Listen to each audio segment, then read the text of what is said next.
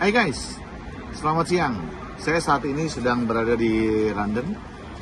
Kemudian ada beberapa teman media yang mau menanyakan dan saya diminta tanggapannya terkait kasus Nikita Mirzani dengan tuntutan jaksa 11 tahun. Jadi ada beberapa pertanyaan ya dari teman-teman media. Pertama adalah gimana tanggapan Mas Krisna mengenai Nikita Mirzani dituntut 11 tahun penjara, denda 2 miliar di kasus pemerasan dan tindak pencucian uang. Pertama, saya kan tidak mengikuti dalam sidangnya kasus Nikita Mirzani. Saya hanya mengikuti daripada medsos juga berita-berita yang ada dalam sidangnya Nikita Mirzani. Apa sih, pertanyaan saya kan gini, apa sih yang membuktikan jaksa dalam kasusnya Nikita Mirzani sehingga jaksa dapat menuntut 11 tahun? Apakah bukti pemerasannya itu betul-betul ada? Lalu kemudian menyebarkan sebuah informasi dalam undang-undang ITE juga betul-betul ada. Lalu kemudian dengan kasus TPPU-nya tuh apakah betul-betul ada? Kalau melihat daripada kasus-kasus yang lain, menurut saya sih sangat cukup tinggi, gitu, sangat cukup tinggi dalam tuntutan 11 tahun ini, gitu. Jadi sekali lagi bahwa yang membuat saya dengan dasar apa mereka mempunyai bukti-bukti dalam fakta persidangan sehingga dapat menuntut 11 tahun kepada Nikita Mirzani. Kedua, menurut Mas Krisna, apakah tuntutan itu sudah tepat atau untuk Nikita Mirzani? Ya kembali lagi tadi, tepat atau tidak tepatnya kan dilihat daripada fakta persidangan yang meyakinkan bukti jaksa itu sehingga menuntut Nikita Mirzani 11 tahun.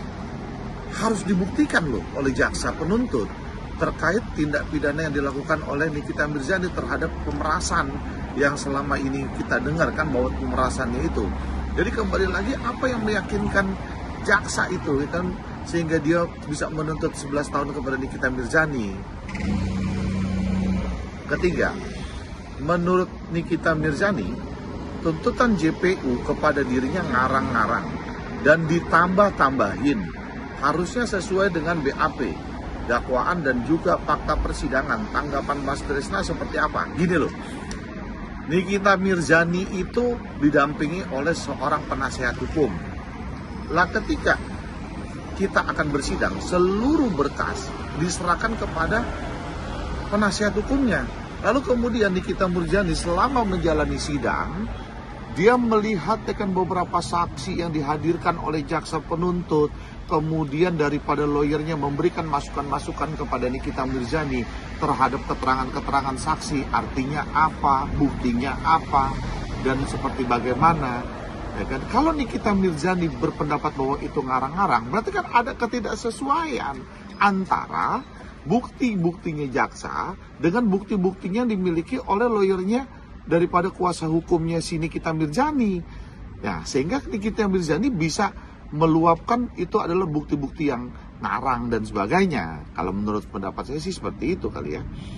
Keempat, di sisi lain, Mail asisten Nikita Mirzani dituntut 7 tahun penjara dengan 2 miliar.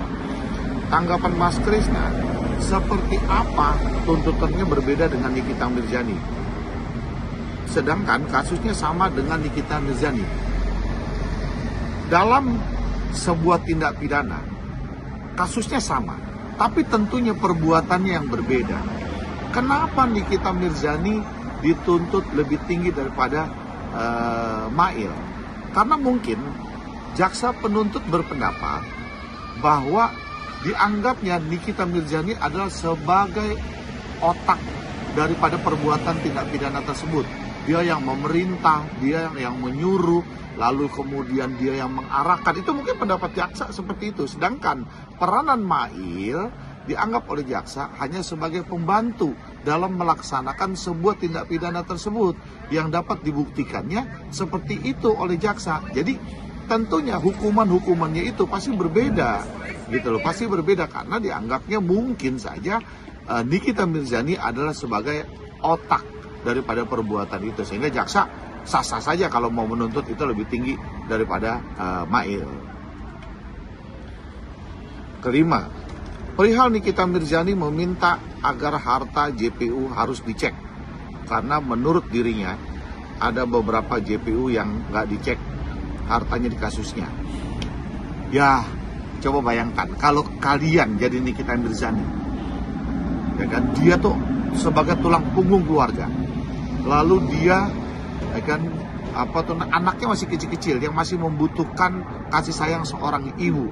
Selama ini kita lihat kan seorang Nikita Mirzani berjuang dalam hidupnya, akan menitik karirnya dalam hidupnya, lalu akan untuk memperjuangkan anak-anaknya seperti apa, kita tahulah semua. Ya, luapan-luapan hal-hal seperti itu manusiawi buat saya, manusiawi buat saya. Tapi tentunya kalau memang Nikita Mirzani mempunyai satu buah bukti yang itu adalah tindak pidana korupsi, laporkan aja, kan ada ruangnya, laporkan aja hal tersebut kepada Komisi Pemberantasan Korupsi KPK, kan, dilaporkan tindakan itu gitu loh. Kemudian sekarang gampang kok cara ngecek harta pejabat itu seperti apa, karena setiap pejabat itu juga melaporkan LHKPN. Lalu sekarang kan ada tracking dari PPATK, aliran dana dan sebagainya. Jadi ketidakpuasan daripada Nikita Mirzani kalau itu dianggap tidak puas dan mempunyai satu bukti, ya kan, untuk itu dilaporkan kepada KPK, laporkan aja biar menjadi terang benderang dalam kasusnya itu sendiri. Keenam, dari Mas Krisna, apa prediksi terkait nanti putusan akan berbeda dengan tuntutan JPU atau bagaimana? Karena gini, tuntutan jaksa itu kan adalah pendapat, ya kan, boleh saja dia berpendapat menuntut Nikita Mirzani berapa tahun, 11 tahun, lalu Mail 7 tahun. Biasanya dari saya ya sebagai praktisi hukum, dari sidang-sidang yang ada, antara tuntutan jaksa dengan vonis hakim itu biasanya berbeda, biasanya sih lebih rendah. Kalaupun misalkan tuntutan jaksa dengan vonis hakim sama, itu juga jarang. Tapi bisa saja vonis hakim itu melebihi daripada tuntutan jaksa. Itu lebih jarang terjadi karena beberapa aspek di dalam fakta-fakta persidangan, kemudian hakim bisa melihat juga terus bagaimana nanti ke depannya yang akan dijalani kehidupannya oleh Nikita Mirzani. Itu menjadi pertimbangan hakim itu sendiri, ya kan, menjadi pertimbangan hakim sendiri. Yang namanya produk hukum itu adalah vonis. Nah, kalau vonis hukum, ya kan, vonis hakim itu adalah putusan hukum, berarti berkekuatan tetap. 7. Pandangan Mas Krisna sendiri melihat nanti di agenda pledoi minggu depan akan seperti apa? Pledoi ini adalah kesempatan emas yang harus digunakan oleh terdakwa Nikita Mirzani.